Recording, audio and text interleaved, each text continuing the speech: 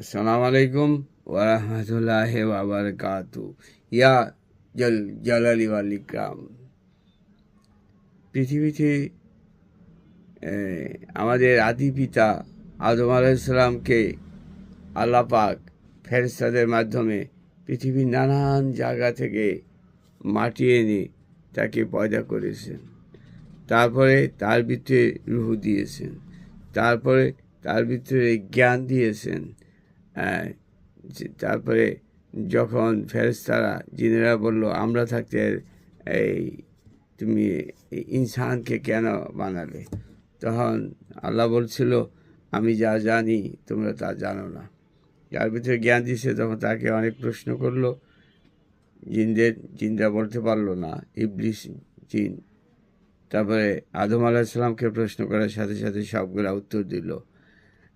আমার কথা হলো, আজকের বিষয় হলো আল্লাহ রাব্বুল ইজ্জত এই আদম আলাইহিস সালামকে মাটি দিয়ে তৈরি করেছেন, আর নারী জাতি মা হাওয়াকে তৈরি করেছেন পাথরের বাঁকা হাড় দিয়ে।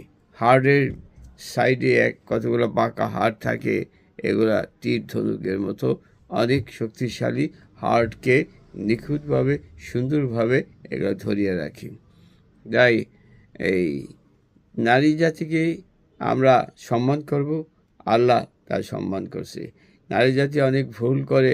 তারপরে যখন আল্লাহ রাসূল সাল্লাল্লাহু আলাইহি সাল্লাম মেরাজ শরীফে গেলেন, তখন তিনি মেরাজ শরীফে অনেক কিছু দেখেছেন। তার ভিতরে নারীদেরকে বেশি আপনি আযাব জাহান্নামের ভিতরে দেখেছেন।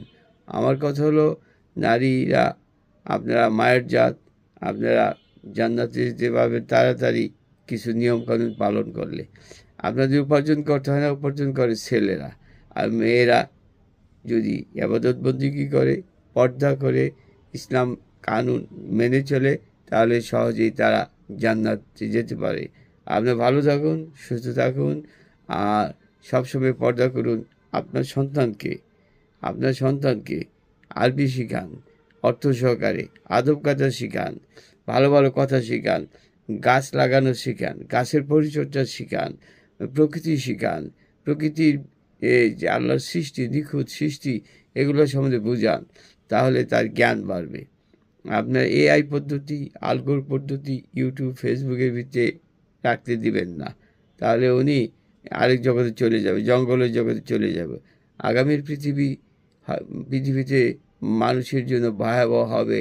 মানুষের ব্রেন